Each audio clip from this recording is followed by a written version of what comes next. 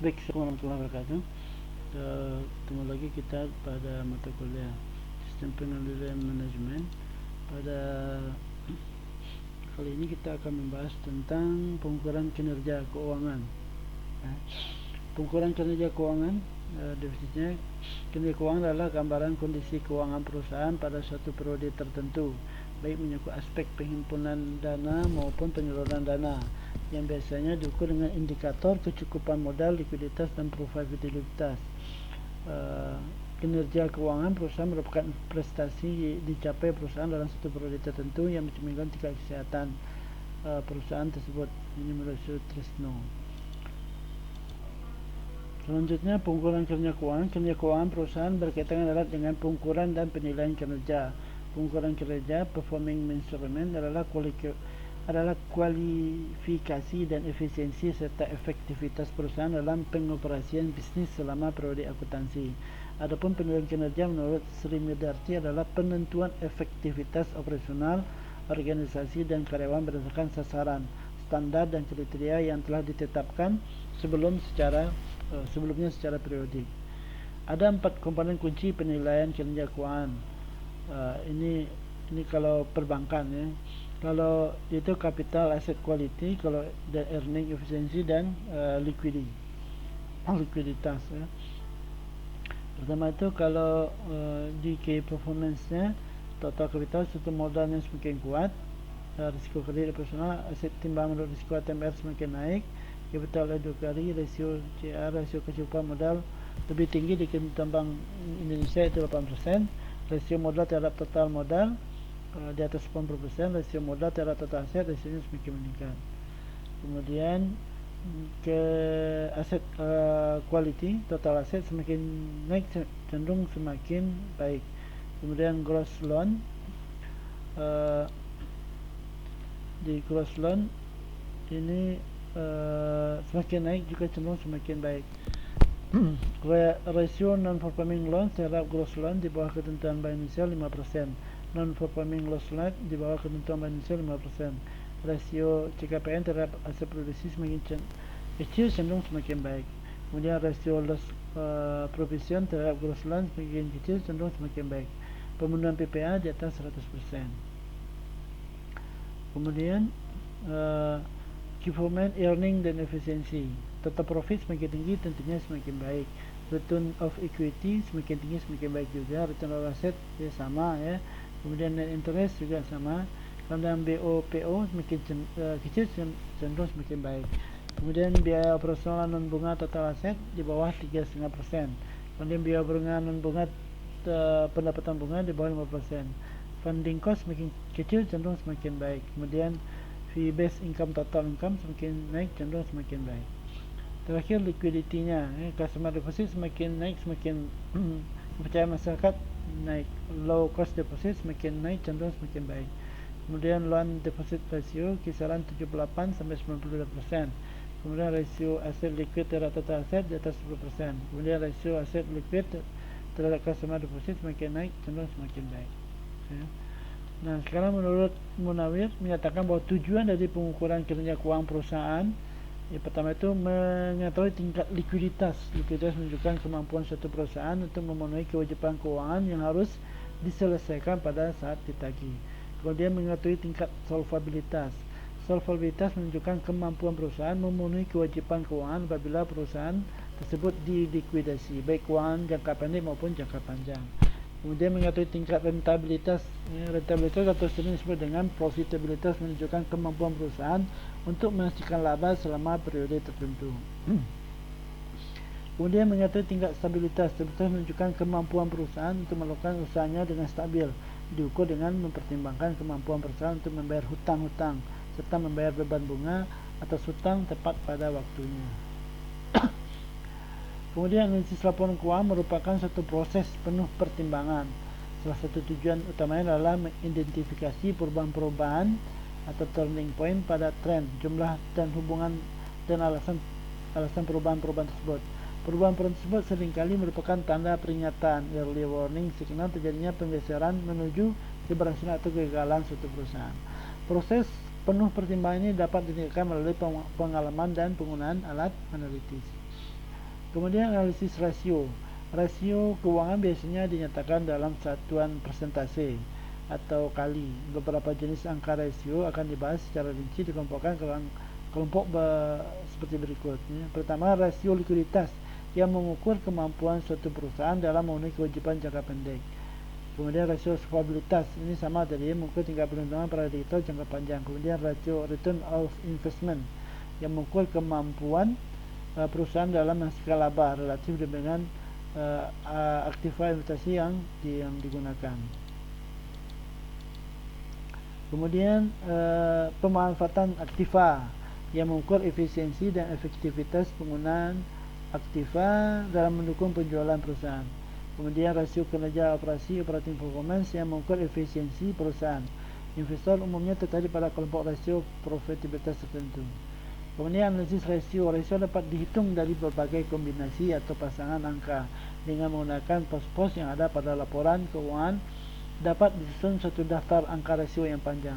Perbandingan pos-pos neraca dan laporan laba rugi dalam bentuk rasio dapat menimbulkan kesulitan, khususnya menyangkut periode waktunya. Idealnya apabila akan membandingkan angka yang ada di dalam laporan laba rugi dan yang ada di neraca, harus digunakan angka rata-rata piutang untuk periode yang sama. Sayangnya data tersebut tidak tersedia bagi analisis eksternal. Nah, pemecahannya adalah dengan menggunakan laba rugi dari saldo awal dan akhir piutang. Meskipun cara ini masih juga belum mampu mengeliminir perubahan-perubahan yang terjadi musiman. Kemudian laporan keuangan komparatif. Langkah awal yang baik dalam melakukan analisis laporan keuangan adalah dengan menyajikan laporan keuangan secara komparatif. Dengan menyajikan ini cepat dapat diperoleh gambaran mengenai pergerakan dan kecenderungan serta memberikan petunjuk yang berharga dalam rangka memprediksi masa datang. Nah, di dalam perbandingan laporan keuangan, perubahan baik dalam absolut maupun persentase, keduanya harus dipertimbangkan. Hal ini disebabkan karena ukuran rupiah dari dasar yang berbeda yang digunakan untuk menghitung perubahan persentase dapat mengakibatkan perubahan persentase besar melebihi porsinya. Nah, ini contoh sebuah laporan dari sebuah PT neraca komparatifnya. Kas, piutang dagang, persediaan tanah, gedung, mesin, akumulasi depresiasi, total aktiva, utang lancar, utang jangka panjang, modal. Nah, ini total ya, 2009-2010 ini perubahan. Ini laba rugi komparatifnya ya. Ini 2010 ya, sama. Penghasilan HPP, laba kotor, biaya pemasaran, biaya administrasi, biaya bunga, laba sebelum pajak 5%, kemudian didapatkan laba bersihnya. Kemudian laporan keuangan komparatif. Perubahan dalam rupiah perlu selalu diketahui agar diperoleh perspektif yang tepat dan kesimpulan yang valid, sedangkan perubahan dalam persentase dapat membantu menentukan berarti tidak signifikan perubahan tersebut. Kemudian analisis trend. Analisis trend merupakan analisis yang menggambarkan kecenderungan perubahan satu pos laporan keuangan selama beberapa periode dari tahun ke tahun. Pada teknik ini, data laporan keuangan untuk beberapa periode dinyatakan dalam satuan persentase atas dasar tahun dasar. Neraca dan laporan laba rugi yang disusun dalam persentase trend dapat memberikan informasi mengenai tingkat pertumbuhan masing-masing pos laporan keuangan dari tahun ke tahun. Nah, berikut ilustrasi laporan laba rugi yang disusun dalam persentase trend. Caranya sama berlaku untuk neraca. Ya. Ini penghasilan, HPP-nya, laba kotor, biaya-biaya, kemudian laba bersih. Ya. Dengan melihat data, dapat dikatakan bahwa selama 5 tahun baik penjualan maupun laba bersih mengalami kenaikan. Pertanyaan, berapa cepatkah penjualan mengalami kenaikan dan apakah kenaikan laba bersih telah sesuai dengan kenaikan penjualannya? Kita lihat. Kenaikan penjualan laba bersih dapat ditempatkan dalam suatu perspektif yang tepat dengan menyatakan kembali pos-pos ke dalam persentase trend. Ya. Ini tadi trendnya penghasilan, HPP, laba kotor, biaya-biaya, laba bersih. Ini presentasinya. Maka saldo masing-masing pos pada tahun untuk kasus tahun depan dinyatakan dalam persentase trend sebesar 100%. Sedangkan saldo pos yang sama untuk tahun tersebutnya dinyatakan dalam persentase atas dasar tahun dasar. Nah, jika pos penjualan 2008 misalnya bila dinyatakan dalam persentase menjadi saldo pos penjualan pada tahun 2008 dibagi dengan saldo pos penjualan pada tahun 2006. Ya. Jadi berarti 1.300 ribu kemudian dibagi 100.000 kali 100%, maka didapat 130%. Nah, dari analisis tampak bahwa tingkat pertumbuhan penjualan selama 5 tahun terakhir stabil, yaitu sebesar 15% per tahun. Pertumbuhan penjualan ini ternyata tidak proporsional dengan tingkat pertumbuhan laba bersih dan justru cenderung menurun, khususnya tahun 2008. Penurunan tingkat pertumbuhan laba bersih ini disebabkan oleh naiknya tingkat pertumbuhan pada pos biaya, khususnya tahun 2008. Kemudian analisis common size presentasi per komen. Laporan keuangan dalam presentasi per komen menyatakan masing-masing pos dalam 1% atas dasar total ke kelompoknya. Kemudian suatu neraca yang disusun per komponen common size statement dapat memberikan informasi sebagai berikut. Komposisi investasi aktiva suatu perusahaan dapat memberikan gambaran tentang posisi relatif aktiva lancar terhadap aktiva tak lancar. Kemudian struktur modal komposisi pasifa yang dapat memberikan gambaran mengenai posisi relatif utang perusahaan terhadap modal sendiri. Kemudian jika neraca dalam presentasi per komen ini disusun secara komparatif, maka memberikan informasi mengenai perubahan komposisi, baik komposisi investasi maupun struktur modal. Nah, laporan laba rugi yang disusun dalam presentasi per komponen dapat menggambarkan distribusi atau alokasi setiap rupiah penjualan kepada masing-masing elemen biaya dan laba. Sementara apabila disusun secara komparatif dapat menggambarkan perubahan distribusi tersebut. Kemudian ini contoh laporan neraca komparatif tadi ini kas 2009-2010, piutang dagang, persediaan tanah, gedung, mesin, akumulasi depresiasi, total aktiva, utang lancar untuk jangka panjang, modal dan total utang dan modal. Ini laba rugi komparatifnya, penghasilan, HPP, laba kotor, biaya pemasaran, biaya admisi, biaya bunga, laba sebelum pajak, pajak persen, laba bersih, ya, sama dengan yang tadi. Kemudian cara perhitungannya. Nah, pos-pos neraca dikategorikan menjadi dua, yaitu aktiva dan pasifa. Masing-masing kategori ini dinyatakan sebesar 100%. Sedangkan masing-masing pos yang termasuk pada masing-masing kategori dinyatakan dalam presentasi atas dasar total aktiva atau pasifa. Nah, dan jika saldo kas per 31 Desember 2009 bersaldo 1.300 bila dinyatakan dalam presentasi, maka saldo kas berdiri dengan saldo aktiva kali 1%, maka 1.300 bagi 14.000, kemudian maka didapatkan 9,29%. Nah, cara perhitungan per komennya, pos-pos dalam perhitungan laba rugi dinyatakan dalam presentasi per komen atas dasar total penghasilan. Total penghasilan dinyatakan sebesar 100%. Jadi pos harga pokok penjualan tahun 2010 yang bersaldo 60.000 bila dinyatakan dalam presentasi komponen menjadi saldo harga pokok penjualan dibagi dengan total penghasilan kali 100%, maka 60.000 bagi 200.000 kali 100% maka didapatkan 30%. Nah, kesimpulannya dari neraca yang disusun dalam presentasi per komponen tersebut tampak bahwa selama 2 tahun telah terjadi perubahan pada komposisi baik aktiva, misalnya kas persediaan, maupun pasifa, misalnya utang jangka panjang. Nah, sementara dari perhitungan laba rugi tampak bahwa distribusi setiap rupiah penjualan kepada harga pokok penjualan misalnya mengalami penurunan, meskipun distribusi untuk biaya lainnya, pemasaran, administrasi, dan bunga secara total mengalami kenaikan. Nah, analisis sumber dan penggunaan dana. Analisis sumber dan penggunaan dana, di mana dana diartikan sebagai kas, sangat berguna untuk melihat aliran atau cash flow yang terjadi pada perusahaan selama periode tertentu. Dengan menggunakan teknik ini, pengelola perusahaan akan memperoleh informasi mengenai sebab-sebab terjadinya surplus ataupun defisit kas selama periode tertentu, sehingga dapat digunakan sebagai dasar pengambilan keputusan tentang kas. Ini contoh sederhana, tadi ini sama juga. Kas piutang dagang, persediaan tanah, gedung, mesin, akumulasi, total aktiva, utang lancar, utang jangka panjang, modal total, utang dan modal. Ya. Kemudian pedoman pembuatan analisis sumber dan penggunaan dana. Untuk pos-pos aktiva kecuali kas, bila terjadi kenaikan aktiva berarti telah terjadi aliran kas keluar karena adanya penggunaan kas untuk pemilihan aktiva tersebut. Sebaliknya, bila terjadi penurunan berarti terjadi aliran kas masuk yang berasal dari penjualan aktiva tersebut. Nah, untuk pos-pos hutang, dan modal berlaku aturan sebaliknya. Bila terjadi kenaikan hutang atau modal, berarti telah terjadi aliran kas masuk karena adanya penerimaan kas dari penerbitan hutang atau setoran modal. Sebaliknya, bila ada penurunan berarti telah terjadi aliran kas keluar yang digunakan untuk pelunasan hutang ataupun penarikan modal. Nah, rata-rata industri dan perbandingan dengan pesaing. Analisis terhadap laporan keuangan akan lebih bermakna apabila hasil analisis tersebut dibandingkan dengan rata-rata industri dan hasil dari persaing. Biasanya dari hasil industri dikumpulkan oleh lembaga jasa keuangan.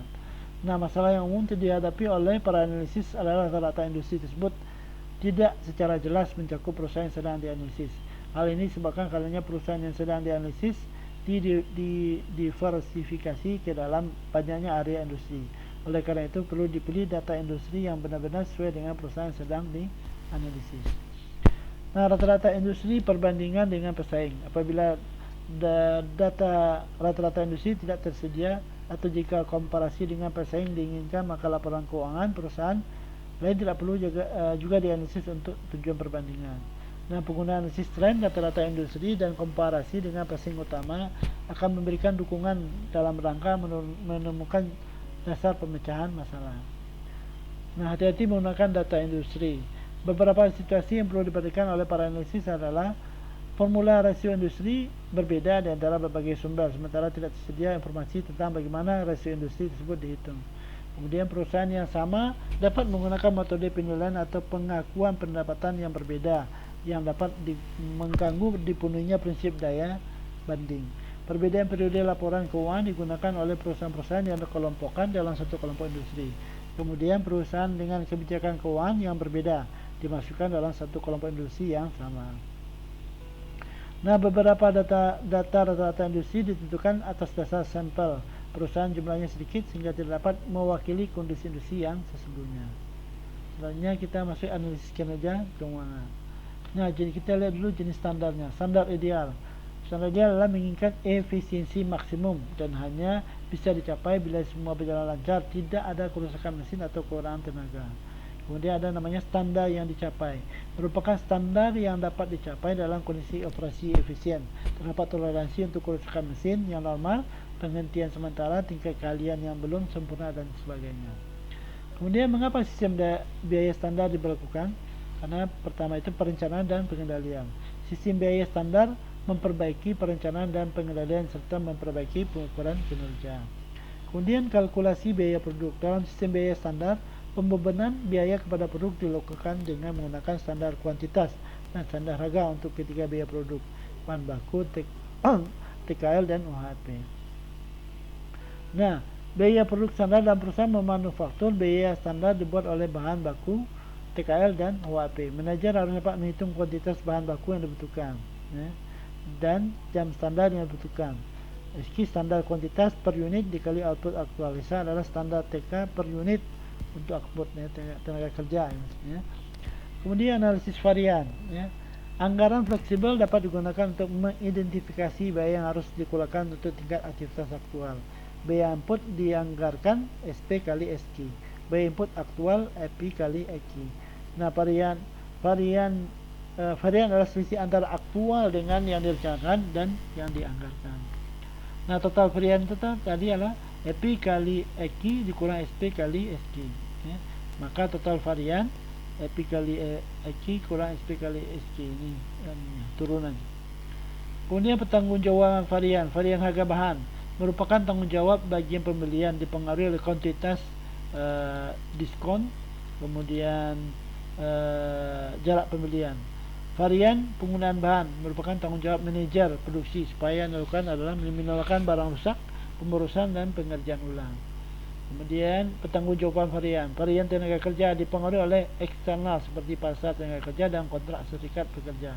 Kemudian varian efisiensi tenaga kerja terkait dengan produktivitas tenaga kerja dan pendukung proses produksi. Pertanggungjawaban varian overhead variable dapat ditelusuri pada pusat pertanggungjawaban seperti bahan penolong. Varian efisiensi overhead variable dipengaruhi oleh efisiensi penggunaan tenaga kerja langsung. Kemudian pertanggungjawaban varian total varian overhead tetap dipengaruhi oleh keputusan jangka panjang, bukan merupakan perubahan tingkat produksi, maka varian yang terjadi kecil. Kemudian volume overhead tetap tanggung jawab Departemen Produksi, tapi bisa saja penyelidikan menemukan terjadi kesalahan pada bagian lain. Varian harga penjualan dihitung dengan mengalihkan selisih antara harga aktual dan harga standar dengan volume aktual. Kemudian varian bauran dan volume seringkali tidak dapat dipisah. Persamaan gabungan dari varian bauran dan volume adalah volume aktual dikurang volume anggaran dikali kontribusi per unit yang dianggarkan.